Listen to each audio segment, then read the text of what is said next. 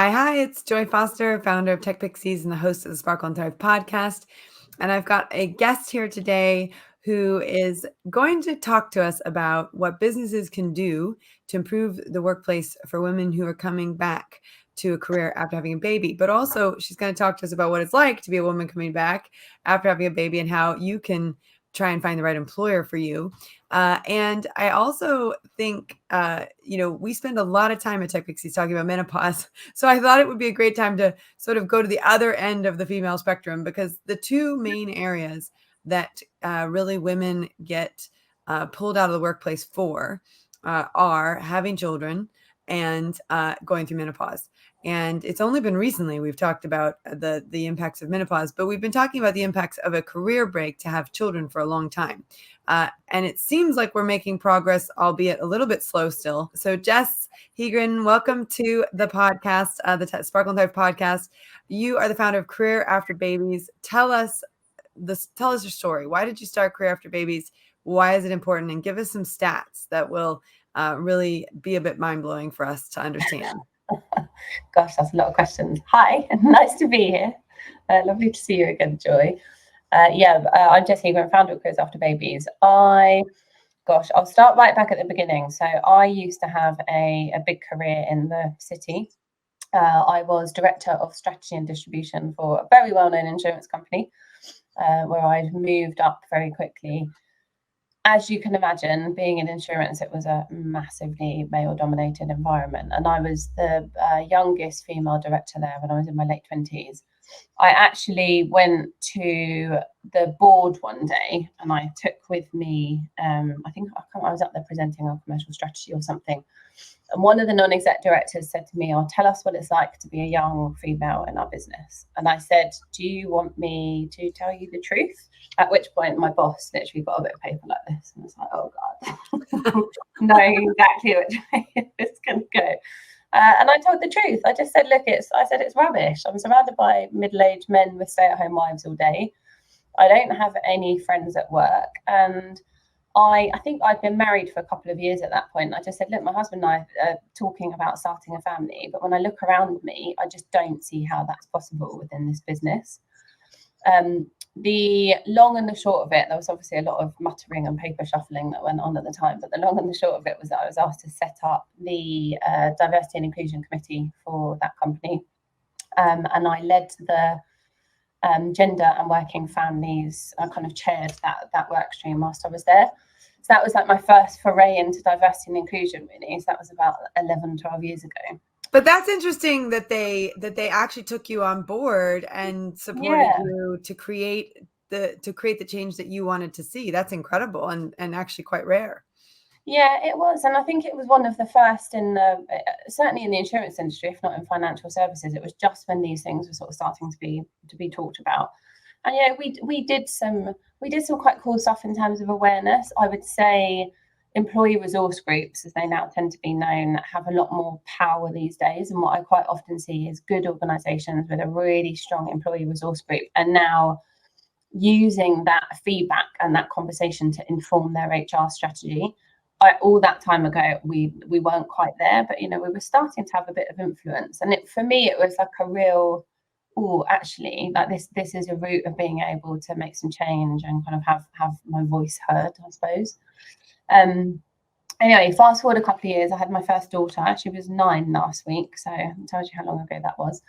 But I didn't want a guy to come in and take my job while I was on maternity leave. So I took the law in the UK is obviously if you're off for less than 6 months, you're entitled to go back to the same role in the same team with all the same benefits. So I took 5.5 months maternity leave, went back to work way before I was ready. So I wasn't there mentally, physically, emotionally, and it meant that my return to work was just awful from both sides. There were mistakes made by both of us. I wasn't very good at telling people that. I didn't want to share that. Like I said, I was the only female member of the team. I think there were a couple of others by that point actually, but I was definitely the only mum going through what I was going through. And I didn't want to, it was hard enough trying to establish my credibility being kind of a 29, 30 something female in that world without being one who was a crumpled heap crying on the floor with milk leaking out her boobs, which was the reality of it. So what followed was a year. I don't think I spoke in any meetings for about 2 months. Just my confidence was just on the floor. I lasted a few months, and then in the end I said to my husband, look, let's just have a second baby. We were going to do it anyway. In my head thinking I can just take a year off and I just don't need to worry about any of this. So that's what we did. I was off. I actually went a step further at that point and just quit completely because I couldn't even consider kind of going back into that environment. That was great for the first year. So I had a 2-year-old and a baby at the time. And obviously I was quite busy, so that was fine, kept me occupied for the first year. And then when they get to around 12 months, I find that that's when my brain sort of starts to ramp back up again, and I realised that actually maybe full-time stay-at-home mum life probably wasn't for me, and that I needed something else to do. So at that point, I set up a platform to bring together mums looking for part-time and flexible work with organisations that are able to offer it. That was a tricky journey. Launched that just before COVID, literally 2 weeks before the first lockdown was announced was our official launch day. Made for a pretty rough first year. But you know, we had some great coverage, we had some great attention, we put up a really good following. And still to this day that has a good following. But I think if I kind of reflect on that journey, I think organisations talk a lot of the talk on this stuff and say that they want to hire more mums, but actually when you ask them to put money down specifically on doing something like that and hiring parents from that type of site, then there's a lot less fulfilling, put it that way. So I kind of started to do a bit more consultative work, so working with organisations to look at what a good maternity break looks like, what does a good return to work look like, how do we keep the kind of the pipeline of female talent coming through. And then I was invited last year to one of the APPGs. So I don't know if you've come across those. So they're like cross-parliamentary groups, and I think there are about 60 of them, all with different themes. One of them is themed women at work. And I went along wanting to take with me an evidence-based view of everything that I saw happening. So I built up, like a membership of about 12,000 by that point. And what I knew categorically, like we all do, is that women end up throwing their careers away when they have kids because they just can't make it work. But I'd never been able to find the kind of empirical evidence to back it up. So last summer I put out a survey thinking I'd get, 100, maybe 200 responses. And within about 2 weeks, I had more than 800 women come back and tell their stories about what had happened. And it just floored me all over again about just the scale of the issue and just how massive it is. Getting those findings back happened around about the same time as I was doing some consultancy work on the side, which I think lots of people who run startups do. One of my contracts came to an end, so it meant that I had a 6-week break last year where I sat and analysed all of that data, and the product of it was the Careers After Babies report, which went live in January. That's the one with all of the shocking stats in it. So if I just run you through a couple of those headline stats. So the first one is that 98% of mums wanted to go back to work. There's probably a bit of bias in there. I think it's worth saying that I attract an audience of largely working mums, but even so, that number is pretty high and reinforced by the fact actually that 74% of families in the UK need 2 working parents just to survive. So I don't think the differential is that big. What it found more than that, though, is that 85% of women leave the full-time workforce within 3 years of having children, and 19% of them leave altogether. What was the second stat? 19% end up leaving the workforce altogether. Wow. I think what's interesting about it is that it says that for the majority of mums, you cannot make full-time work alongside having children. So for organisations that aren't catering to that, and it's not just about flexible work, that's obviously a big part of it, but that's not the entirety of the issue. So for the majority of them, we just can't do it. The other really interesting stat for me was the fact that 86% of women would choose to work 3 days a week or more. And that number was still well in excess of 50% for women that want to work 4 days a week or more. And I quite often say to organisations, I defy you to present me with a job that cannot be done in 4 days a week. That is so true. It's what, and actually, I think there was a period of time where I was, where, and we were rebuilding TechPixies. And between July of 22 and July of 23, I wasn't taking a salary. And I had to get extra work to then, like you said, people who run companies often, sometimes they're the ones that have to go get the side work. And I didn't have a consultancy background. So when I was looking for work, to sort of supplement my income while I was keeping the business going, I ended up getting like a receptionist job at my daughter's school, which was a great job. And, it provided a reduction in tuition, but I was earning effectively the minimum wage. And, here I was, a college grad, with, doing a master's in neuroscience and, having all these coaching qualifications. And it was, and having built a business that had turned over £1 million at that point, 1.5 million pounds. And there was a part of me that just thought, well, I'm doing what I can with what I have with where I'm at, because this is the only job I can get. And when I was applying for jobs, I was trying to even find flexible jobs, but all the companies that I had any interest in getting experience out or working in, the only opportunities available were full-time. Like they had no part-time jobs available whatsoever.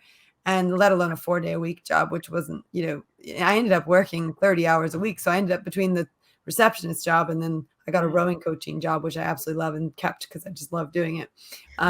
But between those two jobs, I was working 30 hours a week on top of running TechPixies for a good year's period. And I could have done 30 hours somewhere else because I was doing it already at my daughter's school. But I no one was willing to give me a job. And I applied for a lot of jobs, and also they weren't willing to pay what I really am worth. And I even one of the jobs, they were willing to be flexible, they were willing to be part-time, but they just wouldn't go above 12 pounds an hour. It was just like, the person who comes and helps me in my home, I pay 25 pounds an hour. Like she's important to me, so I value her, and she's a widow with 5 girls. Like I take care of the people in my life. I'm not, here I'm going to work 2 hours just to make, what I'm offering to someone who comes into my home to help me.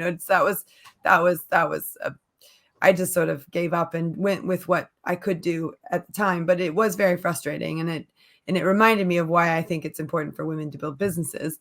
But you're the other side of the spectrum in terms of let's get women back into work in a place that supports them, because I got to the point where I couldn't find work. And I tell this story a lot when I'm teaching the superhero boot camp. But when I was just married, I was living in Switzerland.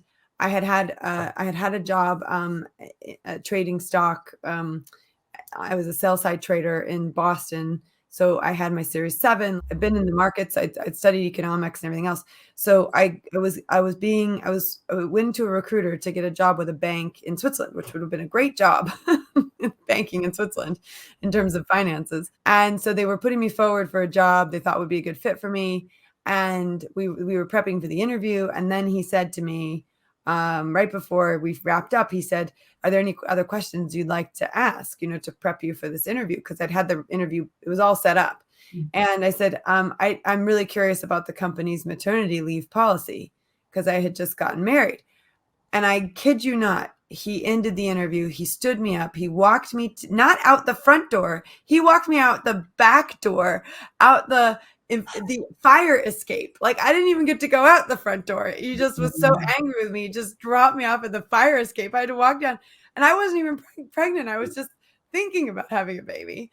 And I remember standing at the top of the fire escape feeling completely deflated and thinking my career is over. It's completely and utterly over. And I didn't have the coaching skills I have now.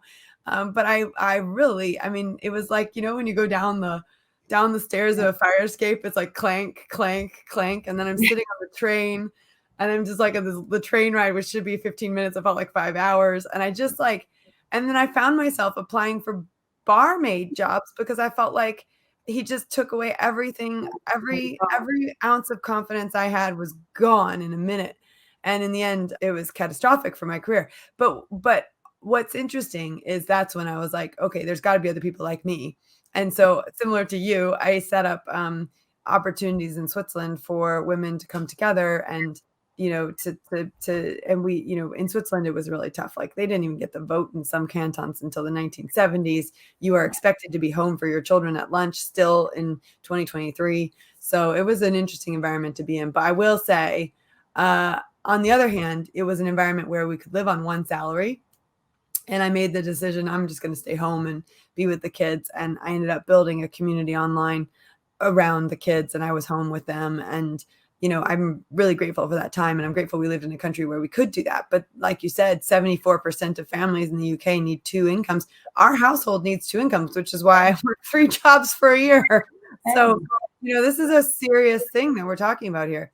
So it's just quickly on that. So one of the other findings is that there are 32% fewer women in mid-management roles and a 44% increase in women in admin roles. So I guess the first thing to say is you're not alone. That it's happening all the time. But that's also the thing that fires me up to say, what the hell? Like, I had a similar story. So last summer when I, you know, wasn't sure which direction things were going to go financially, we bought the big house, we budgeted for me to be earning, and I wasn't earning enough. So I applied for a few jobs as well to try and do alongside my company at the time. And I had a conversation with a female recruiter, so probably about 5 years older than me. Her kids were teenagers. I've got 4 ranging from 2 to 9, so I'm still very much in the thick of it. You know, I need to be around. And I said to this woman, you know, that I was one of the youngest directors in one of the UK's kind of best known insurance companies. I've set up my own business. I've done this, and she sat there and she looked at me. She went, "You have been out of the market for a while, though, haven't you?" And I saw red.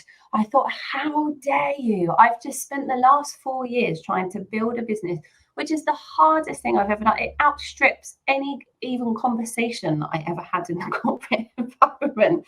How can you tell me that I've been out of the market? Just the skills that I've built, part from motherhood, managing 4 kids, managing a business, everything else. And I just cannot believe that those conversations are still happening. Yeah. It absolutely blows my mind. But the good side of it, I guess, is the incentive to say, do you know what? I remember in my early days, Joy, you and I had a conversation after the Enterprise Nation piece, and you said to me, if once you've got an audience, find out what it is they need and what it is they want. And it's always stuck with me, and I don't think I ever nailed it before. But after I published the report, I had maybe 120 organizations get in touch with me and say, what are we going to do about it? Like, how are we going to fix this problem? Wow. And from there, I built a framework which looks at policy, process, and practice for organizations to say, how do you fix all these problems? How do you be better for working parents? How do you bring women back successfully and keep them going? And that's the foundation of the Careers After Babies business that I've just launched now. Which thank you for that. Wow, well, that makes me feel very special to have played any part in what you're doing, because what you're doing is so important. All right, let's talk about those 3 things. You said policies, process and practice. So what are policies, process, and practice that companies need to put in place? I mean, I know you obviously we only have like 10 minutes to go into this, but what I want to do is lay the framework, or lay the groundwork for the framework, so that people have an idea if they're listening to this and they're thinking, what can we do for women, you know, who've been out of the workplace, and we want to bring them in, and we want to do it the right way. What are some of the milestones you would say, or what are some of the key elements to those 3 things? So I think there's absolutely no doubt that having good policies in place is a good starting point, because that demonstrates, you know, it's the first question anyone will ask. Exactly like you said, when you went to that interview, you want to know what the policies are. You shouldn't have to, by the way, first thing for organizations, people shouldn't have to ask. They should be able to go to your website. They should be able to see what your policies are. And then it takes that whole conversation off the table. It doesn't matter. If you're proud of the policies you've got in place, they should be publicly available, one of the features of the framework. Anyway, so policies, yes, they need to be there, but they're the backstop. They're not. They won't single-handedly determine whether you keep your working parents. And we're talking, it's not just about working mums. This is with dads and the increasing use of shared parental leave and dads taking time out as well. All of these issues affect men as well. So again, one of the challenges that I often hear is, oh, well, this only affects a small proportion of my employee base. It doesn't. So 86% of people will be parents by the time they get to 40. So it actually affects a bigger proportion of your staff than any other policy that you've got in place. So yeah, policies need to be there. The way that policies are successful is when they're supported by good practice and good supporting processes around it, which is why we look at those 3 strands. And we look at those kind of under the banner of what I call my kind of 7 themes. So those are empathetic leadership. So that is about everybody, especially line managers, because they almost single-handedly dictate the success of somebody staying with an organisation. So demonstrating empathy, understanding challenges around parenthood. We talk about a flexible work environment. Goes without saying, you and I have both alluded to it. If you have kids at home, you need some flexibility. You need to be able to drop things when one of them bumps their head at school, or like yesterday when we had a surprise football tournament at 2 o'clock that I'd completely forgotten about. Then you find out about it 10 o'clock in the morning, yeah, by the way. Absolutely. Yeah. Arrived at school to a crying 6-year-old because I'd missed the first 15 minutes. You're lucky I'm here at all. The next one is equitable and family-friendly policies. So I've talked about that. Consistent nurture and support. So this is that making sure we've both said about that big loss of confidence that we felt kind of going back into work. And I think that happens for the majority of women. So actually, how do we make people feel safe again? How do we kind of nurture them back into that confident place? Making sure things like coaching, mentoring, all of those resources are available. Valuing parenting. So this one's massive for me. So actually, how does the organisation see parenting? Is it a pain in the arse thing that we don't want anything to do with? Or actually, is it celebrated as something incredible we do alongside having our careers? Because that's where it should be. Visible role models parenting loudly. So for this, we look at, I'd question actually for anybody within an organisation, do you know whether your senior leadership team have children? Do you know how old they are? Are they talked about that? Are they talked about publicly? Are they talked about in comms? Is there time in diaries set aside for school pickups, for, to disappear off to things like football matches? Yeah, because if the senior leadership's not doing it, nobody else is going to do it. And that's one of the biggest things, interestingly, particularly with dads. So dads will not stick their head above the parapet unless they see someone senior doing it. And the second they do, it's like a domino effect. It's been seen time and time again in different organisations. Aviva implemented a equal shared parental leave. Very little use for the first few months until one of the men on their senior leadership team took 3 months off. Literally a domino effect. It ramped up to. It's so important that the men in the leadership positions are taking those opportunities, because they're making it possible for other men to take it, and women as well. Yeah. The last one is that parents are progressing. So this is when women come back off maternity leave. So we've talked about that confidence piece. There's then how do you get back into thinking about your development and progressing? And I think there tend to be 2 dynamics at play. So there's a woman there saying, I don't feel confident. I'm just trying to get used to this new life, which completely, utterly valid. But combined with a line manager saying, oh, I can see you're a bit busy now. You're trying to adjust things. So that development conversation then gets left behind, and it takes far too long to pick it back up again. So actually, we're trying to encourage that happening straight away. There's this amazing story. I met this lady, bless her. She hears me, I tell the story all the time, but I just think it's absolutely wonderful. So she was an assistant team leader at GlaxoSmithKline, and she's on the team that are developing a new migraine medication that they think will basically fix migraines. She went off on maternity leave. She took 8 months off. And when she got back to work, that the team leader role came up. Now, this had been on her PDB. This was like her absolute goal. This was the role she wanted. Within 2 weeks of her being back in the office, her line manager said to her, or this team leader said to her, look, I'm moving on. Now's your time. It's your time to go and claim this job. And she said what most of us would say, oh, I can't. Like, I've just come back to work. I've just had a baby. Like, childcare's not right. A baby keeps being sick. And he turned around and said to her, this is your time. We will support you. We will do what we need you to do. We will honour any agreement that we have in place about how you work. But it's your job to take. And he supported her all through the interview process, and she got the job, and she now has her dream job, and she has her baby. Yes, she said, it feels like a constant juggle, but how incredible that she has both of those things, because and that someone was advocating for her progression and created the environment where it was possible, because that's half the battle. Yeah, absolutely.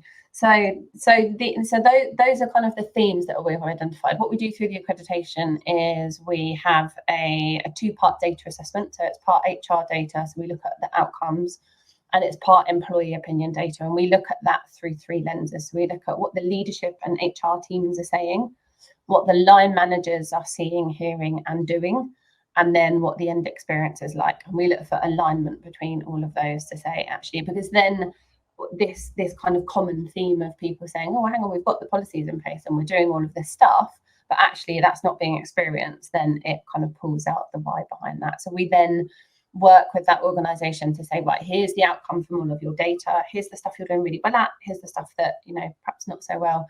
And then I roadmap with them, basically work with them to get them to the point where they become accredited. So it's transformative, not box ticking, which is what my, transformation's my background, and I believe kind of wholeheartedly, and that's the only way to really make things work. I should add, actually, there's also a small business version. So when we spoke I had lots and lots of small businesses amazingly get in touch saying, we want to be really good at this. And they were typically either already very good, because I think smaller organizations can be brilliant for working parents, or they had just have someone announce that they were pregnant, or it was like the first employee they'd ever had that was pregnant. Yeah, and they're in that panic state of, oh my god, what do we do? So we built a small business portal, which includes policy downloads, toolkit guidance, loads of guides about how to build a great family-friendly workplace, and then to be part of that small business community where you can go kind of safely and ask questions. So that goes live in a couple of weeks. That's why I've got such big bags under my eyes. That's my evening work at the moment. But no, I'm really excited about that. I'm really excited about kind of bringing along a new generation of small businesses doing things in the right way. Well, I think the important thing is, if you're listening to this podcast and you know an organization that could use some help, share this with them, because they need to get in touch with Jess. They need to get themselves sorted out. And that's why we bring these interviews to the table, so that people have an opportunity to learn about something that's really important.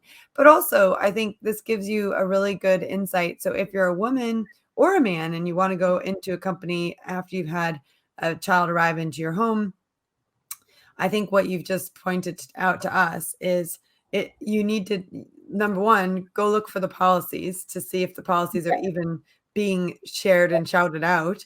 But number two, obviously in terms of it actually unfolding, how would someone know if obviously there's an accreditation. So now people can look for your actual accreditation. You've created this accreditation. So companies that sort of meet your standards get this accreditation. So what are people looking for with the is there a website where companies that are accredited are listed? Yep. So if you go to careersafterbabies.org, then you can see the companies that are working on it. Obviously, it's all quite new, so we're still building at the moment. We're also going to build a parent space on there, so we'll have access to resources to kind of help you get back into the workplace, and obviously recommendations on, as you said, employers that are working towards their accreditation or their small business certification. And yeah, just follow us. I obviously do lots of shouting on LinkedIn about all of this, lots of surveys and everything. So follow me on there and you'll get regular updates. We've also got a Careers After Babies badge, so you'll see that on various websites for people that are going through the accreditation now. Oh, brilliant. Well, thank you for the work that you do. And I'm so proud of you. This is so incredible that, you've leaned into. This is clearly a calling for you, because you have a gift and a talent at it, and it's a wonderful thing to bring to the world. And each one of us is playing our part in different ways to make sure that women are advancing. But also, I love the fact that it's not just women in the workplace; it's also men who are affected by having children, and getting them to really take advantage of the policies that are being put into place. by the government and companies as well. So that's just wonderful. Thank you so much, Jess. And I appreciate you coming on to the podcast. Thank you for having me, and thanks for all your advice. Anytime. Oh, that's so much fun. But it's really wonderful to see women out there in the world who see a problem and build a business to solve it. And that's like, that just lights my heart up. I love that. I love when women build businesses that solve a problem. And that's the best kind of business to build. The absolute best kind of business to build. If you're wondering what kind of business can I build, the best kind of business you can build is a business that solves somebody's problem. And you get to know that problem really well, and then you solve it. And that's exactly what Jess has done. So I do hope you check her out. I do hope you follow her. And of course, please share this with your friends that might benefit from listening to it. And if you know a company and you feel comfortable forwarding this on to someone in that company to say, look, hey, this might be a route for you to become more baby friendly, post baby friendly, then please do share that with them. And of course, if you have any questions and you want to reach out, or you have any thoughts, or if this podcast particularly helped you in any way, please email us at support@techpixies.com. We respond to every email, and I love seeing emails. And this podcast is about you. It's not about me. So I bring the topics to you that I know will be impactful for you. All right, folks, have a great day. Thank you for listening. And we look forward to catching up with you on our next podcast.